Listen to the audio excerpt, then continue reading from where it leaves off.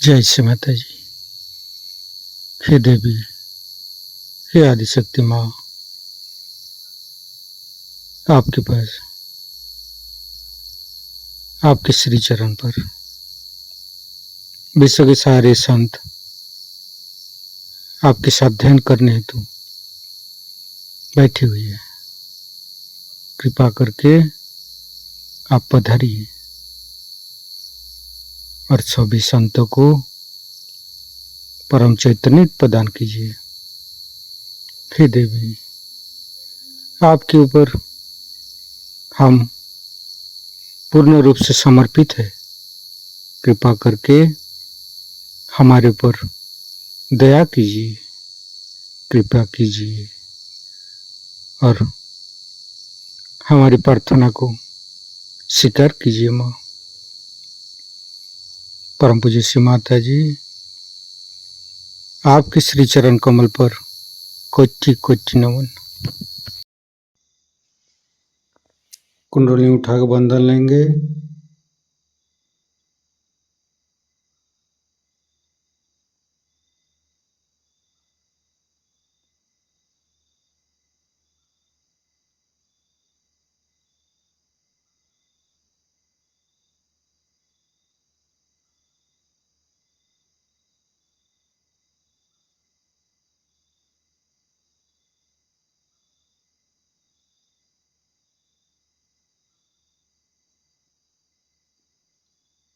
तीनों महामंत्र। ओम तमेव साक्षात् श्री महालक्ष्मी महासरस्वती महाकाली त्रिगुणात्मिका कुंडली साक्षात् श्री आदिशक्ति माता जी श्री निर्मला देवी नमो नमः। ओम तमेव साक्षात् श्री कल्की साक्षात् श्री आदिशक्ति माता जी श्री निर्मला देवी नमो नमः। ओम तमेव साक्षात् श्री कल्की साक्षात् श्री सहस्रार स्वामिनी मोक्ष प्रदायिनी माता जी श्री निर्मला देवी नमो नमः। गणेश मंत्र। ओम तमेव साक्षात् श्री गणेश साक्षात् श्री आदिशक्ति माता जी श्री निर्मला देवी नमो नमः। दोनों हाथ खुला हुआ परम पूज्य श्री माता जी के सामने।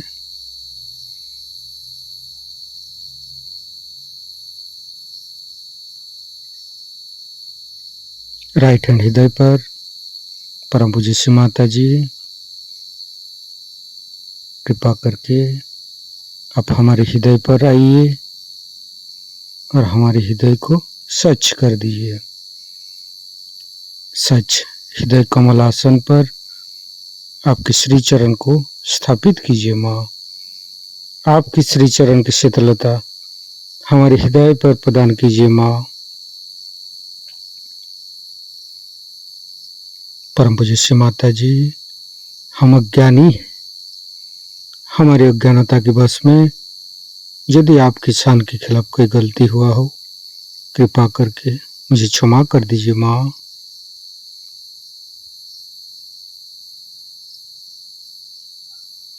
दोनों हाथ श्री माता जी की तरफ। परम पूज्य श्री माता जी, आप ही तो प्रभु गणेश है। कृपा करके हमारे तीनों लाडली सात चक्र में समस्त दोषों को, समस्त रोगों को दूर कीजिए।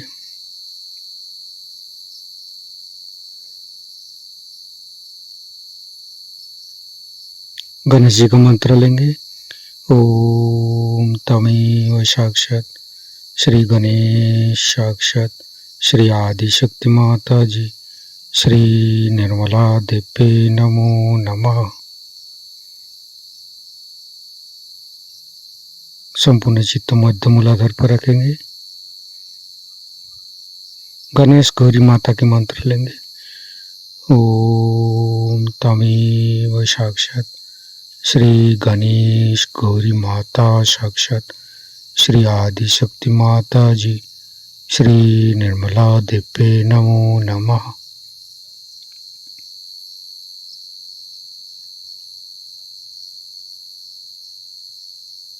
तीनों स्वादिष्ठान को देखेंगे।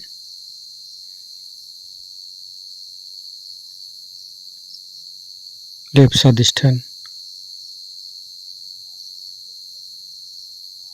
मध्य स्वादिष्ठान, राइट स्वादिष्ठान। संपूर्ण चित्त लिभार के पास रखेंगे।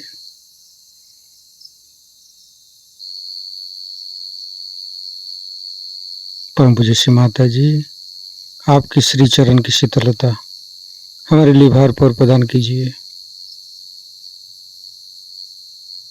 चंद्रदेव का मंत्र लेंगे। ओम तमेव साक्षात श्री चंद्रदेव साक्षात श्री आदि शक्ति माता जी श्री निर्मला देवी नमो नमः। हिमालय का मंत्र लेंगे। ओम तमेव साक्षात श्री हिमालय साक्षात श्री आदि शक्ति माता जी श्री निर्मला देवी नमो नमः। संपूर्ण चित्त राइट स्वादिष्ठान पर लिवर के ऊपर ही रखेंगे। गणेश अथर्वशीर्ष पाठ करेंगे। ओम नमस्ते गणपतये तमेव प्रत्यक्षं तत्त्वमसि तमेव केवलं कर्तासि तमेव केवलं धर्तासि तमेव केवलं हर्तासि तमेव सर्वं खल्विदं ब्रह्मासि तं साक्षादात्मसि नित्यं हरितं वच्मि सत्यं वच्मि अवतं माम् अववक्तारम् अवसोतारम् अवदातारम् अवधातारम् अवानुचानमवशिष्यम् अवपश्चातात् अवपुरस्तात् अवोत्तरातात् अवदक्षिणातात् अवचोदातात् अवधरातात् सर्वतो मां पाहि पाहि समन्त्रात् तं वाङ्मयस्तं चिन्मयो तं आनन्दमयस्तं ब्रह्ममयो स्तं सच्चिदानन्दादित्यसि स्तं प्रत्यक्षं ब्रह्मासि स्तं ज्ञानमयो विज्ञानमयोऽसि सर्वं जगदं तत्तो जयते सर्वं जगदं तत्तोत्तिष्ठति सर्वं जगदं त्वयि लयमस्यति सर्वं जगदं त्वयि पत्येति तं भूमिरापो नालो नीलो नमः स्तं चत्वारि वाक्पदानि स्तं गुणत्रयातीतो स्तं देहत्रयातीतो स्तं कालत्रयातीतो स्तं मूलाधारस्थितोऽसि नित्यं स्तं शक्तित्रयात्मक स्तं योगिनो ध्यायन्ति नित्यं स्तं ब्रह्मास्तं विष्णुस्तं रुद्रस्तं इन्द्रस्तं अग्निस्तं वायुस्तं सूर्यस्तं चन्द्रमास्तं ब्रह्मभूर्भुवस्सुरं ज्ञानादिपूर्वमुच्चाय वर्णादि तदनन्तर अनुसारो परतरो अर्धेन्दु उल्लसितं तारेण ऋतं एतत्तव मनुष्यरूपम् अकारो पूर्वरूपम् अकारो मध्यम रूपम् अनुसारो शान्तिरूपम् बिन्दु उत्तररूपम् नादं सन्धानं संगीता सन्धि शैषा गणेशविद्या गणक ऋषि निश्चित गायत्री छंद गणपतिर्देवता ओम गं गणपतये नमः। एकदंताय विद्महे वक्रतुंडाय धीमहि तन्नो दन्ति प्रचोदयात्।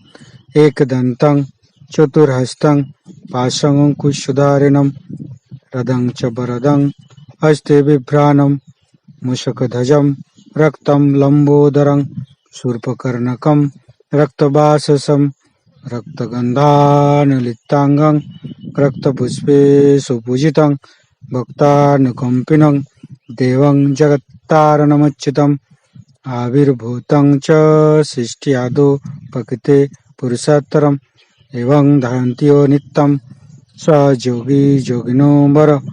नमो बृहत्पतये नमो गणपतये नमो पमतपतये नमस्ते अस्तु लंबोदराय दंताय विघ्ननाशिने शिवसुताय श्रीवरदमूर्तये नमो नमः।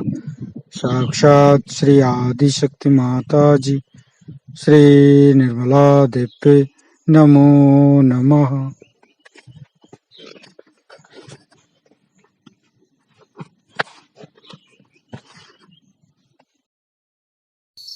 संपूर्ण चित्त लीवर के ऊपर ही रखेंगे।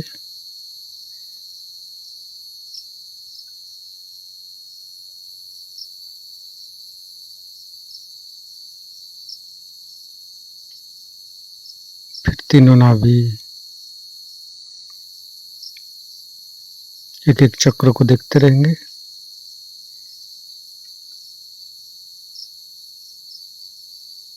तीनों हृदय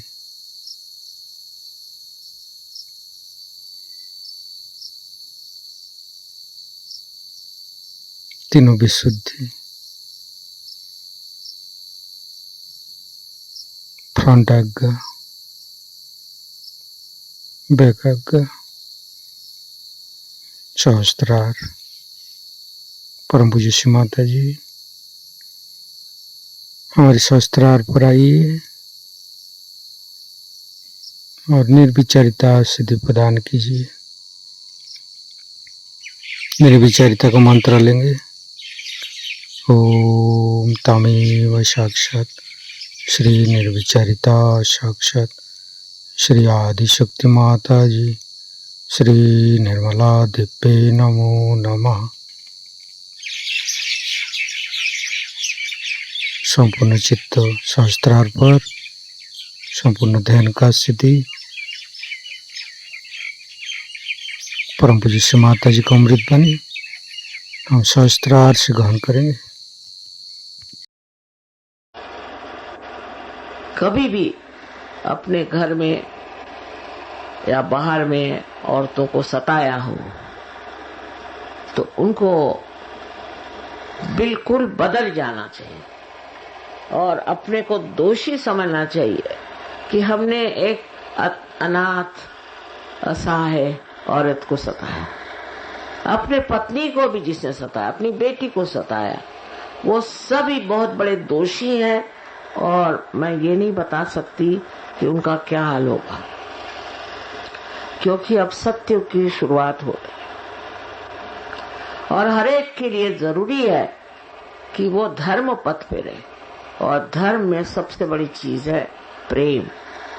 और जो अपने पत्नी ही को प्रेम नहीं कर सकता तो वो किसको प्रेम करे?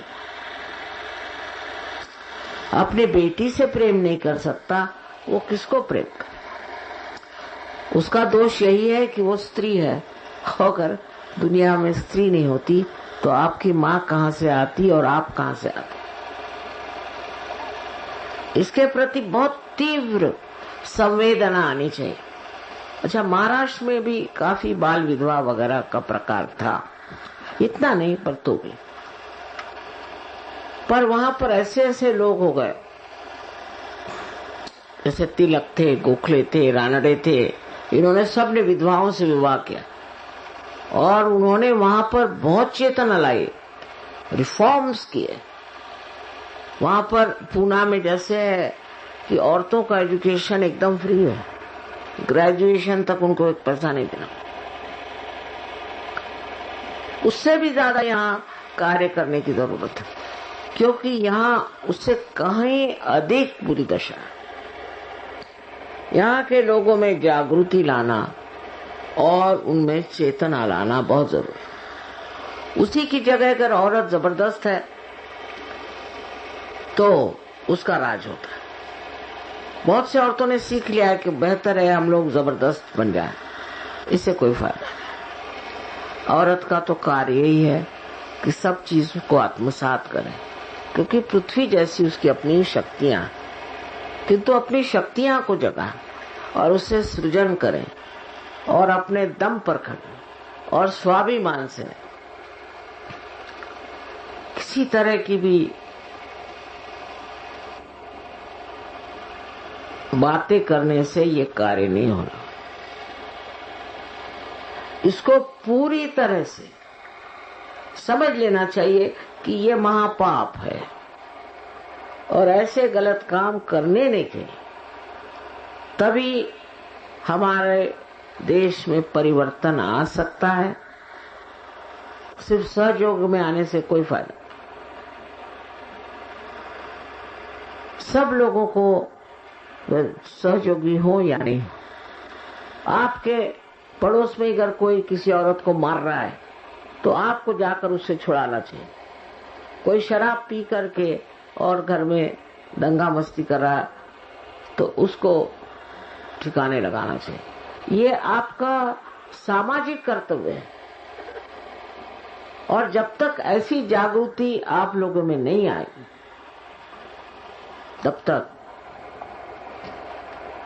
ये कार्य नहीं हो सकता। दूसरी बात, खुद औरतों की ऐसी है कि इनमें इतना ज्यादा स्वाभिमान है कि ये हर हालत सह लेंगी, किंतु इनसे किसी विधवा से कहो कि तुम शादी कर लो तो हो गया।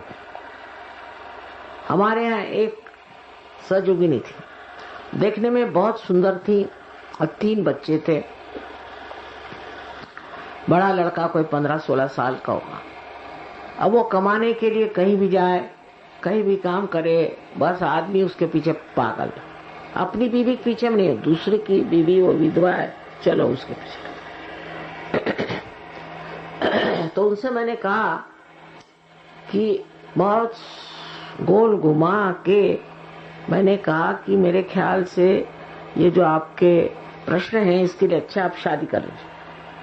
तो वो तो बेहोश हो गई, सुनते ही साथ बेहोश हो गई कि माँ ने ऐसी बात कैसी कही।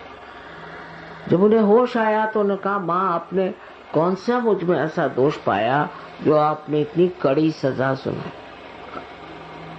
अरे भाई, इसमें कौन सी तुम्हें मैं सजा सुना रही। माने ये भी इतना ज्यादा हमारे पर संस्कार और कंडीशनिंग है औरतों में। विधवा हो गए, ये हमारे समाज की देन है। विधवा हो गए तो गए, अब इसके बाद हम विवाह नहीं कर सकते, हम कुछ नहीं कर सकते, हम करेंगे तो बस बेकार। कौन समझाए। तब फिर मैंने उनके लड़के को समझाया कि तुम अपनी अम्मा को समझाओ। वो कहीं नहीं रह सकती थी क्योंकि सुंदर दिखने में थी और शायद विधवा थी। तो 1 साल बाद उनकी खोपड़ी में बात आई, जब उनपे काफी आफतें आ गईं, तब 1 साल बाद उनको लगा कि माँ जो कह रही ठीक बात है। तब फिर उनकी शादी यहाँ तो होना अशक्य। कोई विधवा हो गई तो मतलब वो तो बिल्कुल दुनिया से गई बीती औरत। उनकी शादी अमेरिका में करा दी। उससे उनके बच्चे भी पल गए, बड़े हो गए, अपने अपने ठिकाने हो गए। पर वो लोग भीख मांगेंगी पर फिर से शादी नहीं करते। ये भी कोई भगवान ने बताया है, किसी शास्त्र में लिखा है, कहीं भी नहीं है। ये सब यूं ही बनाए हुए हैं औरतों पे आक्रमण करने के तरीके। हम तो वैधव्य को मानते ही नहीं है, मानते ही नहीं। क्योंकि वैधव्य क्या हुआ, जो पति का मतलब मर गए, समझ लीजिए, तो मर गए, अब वो वैधव्य बन के उसके माथे पे बन गया, ये कोई जरूरी चीज है? या तो दोनों आदमी साथ ही मरे और नहीं मरे तो औरतों की ये दुर्दशा करो। ऐसे कोई विधि तो है नहीं कि सब साथ मरना चाहिए। अगर ये धर्म होता तो सब साथ ही मरते, पर साथ तो मरते नहीं। अगर इत्तेफाकन औरत बच गई तो वो तो बेचारी गई काम से। इतना दुख औरतों ने उठाया है कि अब आपको उठाने की जरूरत नहीं। फिर वो लड़ाका भी हो सकती है, गुस्सेली भी हो सकती हैं, और घर में बड़ा राजकारण भी करती हैं, सब कुछ होता है, लेकिन वो अच्छी औरत नहीं बन सकती। या तो दुखी, बहुत ही दुखी, परेशान। तो इसलिए ये एक संस्था छोटे ही पैमाने पर बनी गई और इस पर हम कोशिश करेंगे पूरी तरह से कि उन लोगों को ऐसे रास्ते पे लगाएं जिससे वो अपने पैरों पे खड़े हो और स्वाभिमान से जिए। और कर वो विधवाएं हैं और अभी जवान हैं तो उनकी हम अच्छी जगह शादी करें। आप लोग नहीं करिएगा तो अमेरिका में कर दें, आप लोग बैठे रहिए यहाँ, यही बेहतर है। अपने को बहुत समझते हैं तो बैठे रहिए। ये घमंड आदमी का जाना चाहिए। मैं हमेशा कहती हूँ कि रिफॉर्म औरतों के करने की जरूरत नहीं, आदमियों का रिफॉर्म करो। ना घमंड किस चीज का आपके सर में, क्या समझते हैं आप अपने को?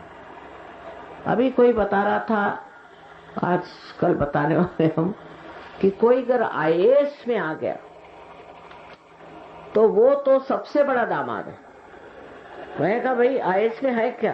कौड़ी न देला, कुछ कमाई नहीं, कुछ नहीं, खास रोज का रोना मर। मैं जानती हूँ ना, क्योंकि ईमानदार है तो, अगर बेईमान है तो भी आफत, अगर ईमानदार है तो बिल्कुल ही आफत। लेकिन तो भी औरतें उसमें रहती हैं, अपने 4 लोगों को देखती हैं, संभालती हैं, प्यार करती हैं। पर मेरी समझ में नहीं आया कि ये खोपड़ी में कैसे आया आदमियों के कि वो अगर आईएएस में हो गए तो कोई बड़े अफलातून हो गए। कोई भी बात खोपड़ी में घुस जाती है इंसान के, खासकर हिंदुस्तान में, तो वो वाकई में बलून के जैसे उड़ने लग जाता है। फिर चाहे किसी लात मारे, किसी को थप्पड़ मारे, किसी को डंडा मारे, चाहे कुछ करे, उसको लगता नहीं कि ये हम क्या कर रहे हैं। और ऐसे तो वेजिटेरियन बनेंगे। जैन लोग कहते हैं कि मच्छर को मत मारो, खटमल को मत मारो, जो खून पीते रहते हैं हमेशा उनको मत मारो, पर अपनी बीवी को मार सकते हो आसान, क्योंकि आपकी बीवी है, आप वो इसीलिए तो आई है कि मार खाए। अगर मार नहीं खा सकती तो बीवी क्या? ये जो हमारी दशा है और हम इतने निम्न स्तर पे उतरे हैं, उसकी भी वजह यह है कि हमारे अंदर के जो मूल्य है खत्म होगा। पहले हमारे यहाँ कहते थे कि जो भड़बूंजे होते हैं वही अपनी बीवी को मारते हैं। मैंने तो यहाँ सभी मारते हैं, तो ऐसी कोई बात नहीं, कोई इस मामले में किसी शर्म नहीं, हया नहीं। हाँ, बाकी मामले में बहुत शर्म हया, पर इस मामले में किसी शर्म हया नहीं। बीवी को सबके सामने डांट देंगे, कोई उनको उसमें हर्ष नहीं कि भाई हमने क्यों डांटा या क्यों ऐसे डांटना है। एक तो पहले ही से शिक्षा नहीं है, घर में यही सिखाया जाता है क्या, इस तरह से आप व्यवहार करें। तो जहां तक मुझे हो सकता है मैं इस संस्था के लिए पूरी मेहनत करूं। क्या हो रहा है वो कोई नहीं देखता, बच्चे खराब हो रहे हैं, आपके बच्चे ही दुष्ट हो रहे हैं, चोरी करेंगे, ये करेंगे। ये सब आया कैसे? क्योंकि समाज टूट गया, क्योंकि फैमिलीज टूट गई, इसलिए हुआ। तो अपने कुटुंब जो है बहुत महत्वपूर्ण चीज। एक एक कुटुंब से ही समाज बनता है और समाज से ही देश बनता है। देश की बातें करते हैं और कुटुंब तो खत्म हो रहा है। अपने कुटुंब को इज्जत से रहना, स्वाभिमान से रहना, देशभक्ति से रहना, तभी हो सकता है कि घर की औरत ठीक हो, उसकी इज्जत हो, उसको समझने की कोशिश करें। हमारे महाराष्ट्र में भी एक दो ऐसी समाज व्यवस्था है जहां इधर के जैसा ही मामला बहुओं के साथ किया जाता, पर वो भी बदल जाएगा और ये भी बदल जाएगा। इसको बदलना ही पड़ेगा। अगर बदलेंगे नहीं तो इनके ही बच्चे उठ के इन्हीं आदमियों को मारेंगे। बीबी को तो मारने की बात बाद में होगी, पहले इनको मारेंगे, तब सबकी खोपड़ी ठीक आई। इतना अहंकार मानव में है, मनुष्य में है। आखिर किस चीज का इतना अहंकार है? कौन सी ऐसी चीज तुमने पाई है जिसका तुम अहंकार कर? अब इस संस्था को चाहिए कि सब लोग पूरी तरह से मदद करें, यानी कि सिर्फ पैसा दे दे, पर इसको पन पाने में। अब सबसे बड़ा तो प्रश्न ये है कि हमें ऐसी औरतों को खोजना है, उनको खोज कर निकालना है। अब हमें क्या पता कि कहाँ की औरतें हैं, क्या? अब हम तो यहाँ रहते भी नहीं। तो इस तरह की औरतें आपको अगर मालूम है, जो पीड़ित हैं, दुखित हैं और जिनका कोई सहारा नहीं, और जो विधवा बनकर बहुत कुछ सह रही है, ऐसी सब औरतों को आपको इस संस्था में लाना चाहिए। अभी तो ये कह रहे हैं 100 औरतों का इंतजाम है। 100 से क्या होगा, पर उसके बाद उनसे बातचीत करके, उनको समझा बुझा करके, जो लोग अंदर आएंगी वो तो आएंगी, लेकिन जो लोग बाहर रहेंगे उनको भी समझाया जा सकता, उनके पति को भी समझाया जा सकता, उनके घर वालों को भी समझाया।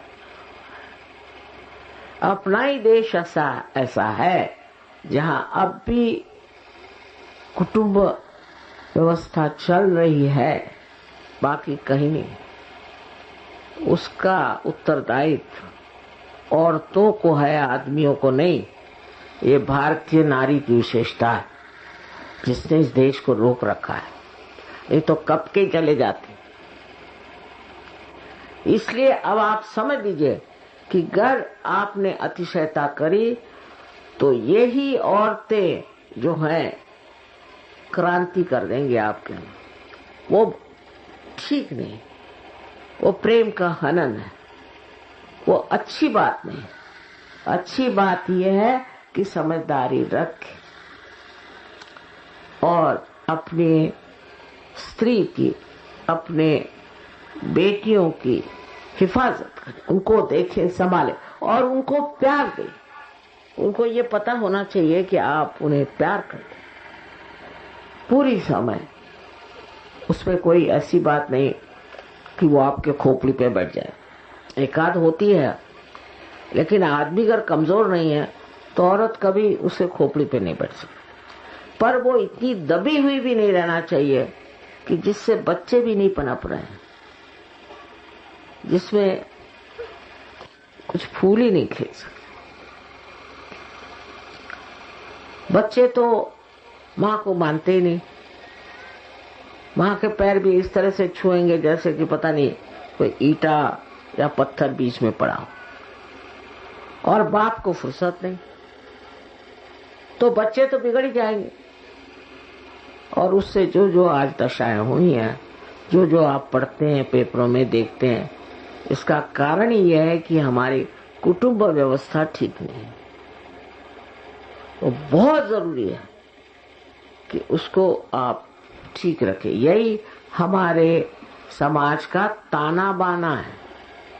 इसके सहारे आज आप भी यहाँ बैठे हुए हैं, और आगे भी अगर चलाना है तो तो कृपया याद रखें कि औरत का मान रखना, उसका उत्थान करना और लोगों को प्रवर्तित करना भी आपको एक परम लक्ष्य की तरह से समझना चाहिए और उधर ध्यान देना चाहिए। ये मेरी आंतरिक इच्छा है। ऐसे तो आपको सबको मैं हमेशा कहती हूँ कि अनंत आशीर्वाद, किंतु उस आशीर्वाद में सबको अपने साथ समेटे। हमें तो लोगों को जोड़ना है। जब एक कुटुंबी को नहीं आप जोड़ सकते तो आप किसको जोड़ें? सबको चाहिए कि प्रेम से आपस में रहें। अब आप सहयोगी हो गए और ये बड़ी भारी बात आपने प्राप्त करी, ये ज्ञान मार्ग है। इसमें आपको पता है प्रेम क्या चीज है और किस तरह से आदान प्रदान करना चाहिए, आपस में किस तरह से समझना चाहिए। इस चीज से आप हैरान होइएगा कि सारा समाज एकदम बदल जाए। अपने को परदेशियों जैसे नहीं होना, बिल्कुल भी नहीं। वहां तो कचेरी करेंगी औरतें। अमेरिका तो औरतें 7-7 8-8 शादियां करती और रईस हो जाती, पति सब गरीब हो जाते हैं। ये हम लोग नहीं चाहते। चाहते क्या है? आपसी प्रेम हो, बच्चे अच्छे से हो, और आप देखिए कि बड़ा इसका लाभ होगा, बहुत लाभ होगा। इतना लाभ होगा ऐसे समाज का और ऐसे देश का। इसमें ये आपसी झगड़े करना, कोर्ट कचहरी करना कोई जरूरत नहीं। अगर ये सबके अच्छे के लिए है तो यही क्यों नहीं करते? इस तरह से समझदारी आनी चाहिए, समझदारी में बढ़ना चाहिए। यहाँ तो मैं देख रही हूँ बहुत से सहयोगी बैठे हुए हैं, तो उनके लिए एक नई बात अब बता रही हूँ कि आप सहयोगी हैं तो सब लोगों को समझ लेना चाहिए कि ये सहयोगी हैं। उसी प्रकार सहयोगी समझ लेना चाहिए कि जो सहयोगी हैं वो तो है, नहीं है तो नहीं है। सबको समेटना आना चाहिए। इसी सहयोग के लोगों के स्वभाव से ही आप दुनिया को जीत सकते हैं। जो बात मैंने कही है उसको आप हृदय में बांधें, क्योंकि ये दर्द है मेरे अंदर और इस दर्द को आप लोग खत्म कर सकते हैं। आप सबको अनंत आशीर्वाद।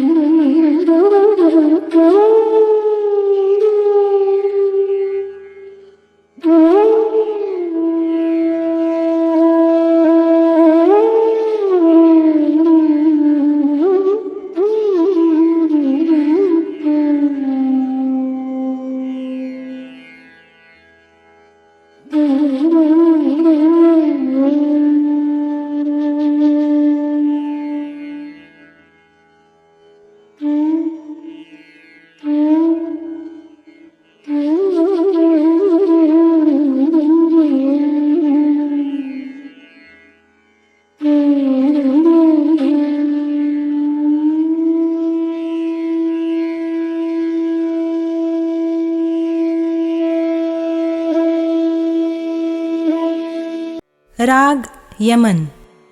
कृपया अपना चित्त स्वादिष्ठान चक्र पर स्थिर करें।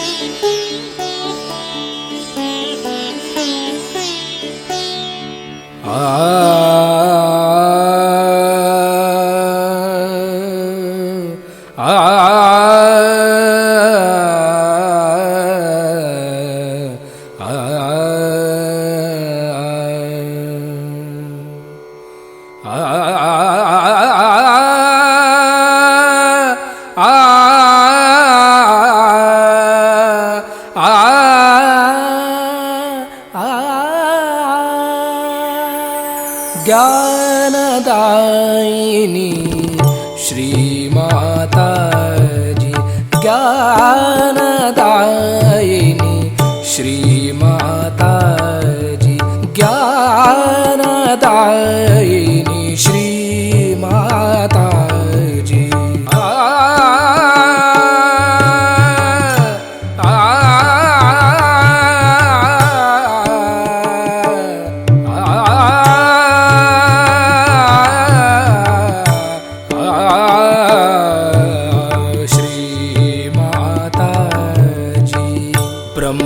स्वरूपिणी मात सरस्वती, ब्रह्मस्वरूपिणी मात सरस्वती, ब्रह्मस्वरूपिणी मात सरस्वती, ज्ञानदायिनी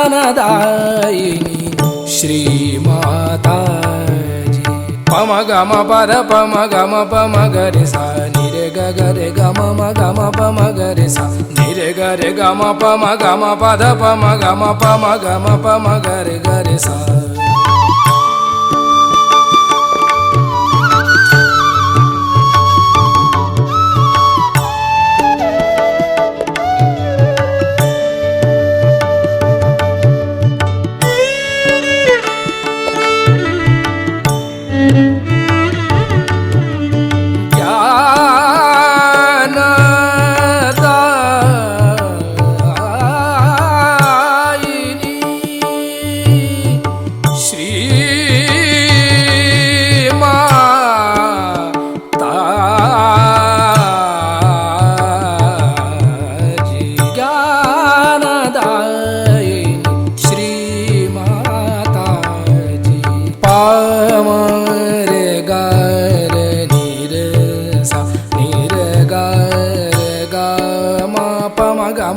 पम गरे गरे नी रे सा ज्ञानदायिनी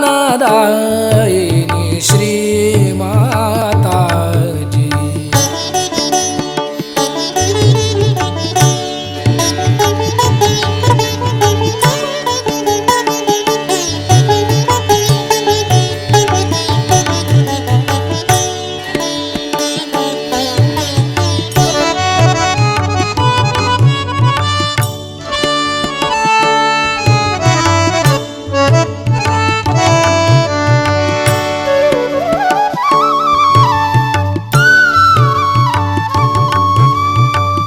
निर्मल विद्या कावर दो माँ, निर्मल विद्या कावर दो माँ, निर्मल विद्या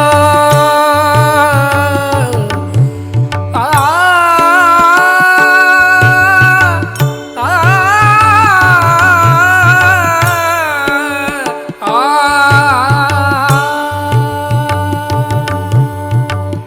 निर्मल विद्या कावर दो माँ, निर्मल विद्या कावर दो माँ, चित्त सदा चरणों में रखना, चित्त सदा चरणों में रखना, चित्त सदा चरणों में रखना, ज्ञानदायिनी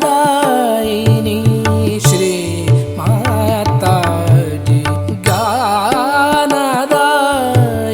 श्री माता जी, ज्ञानदायिनी ज्ञानदायिनी ज्ञानदायिनी श्री माता जी। ओ त्वमेव साक्षात् श्री ब्रह्मदेव सरस्वती साक्षात् श्री आदिशक्ति माता जी, श्री निर्मला देवे नमो नमः।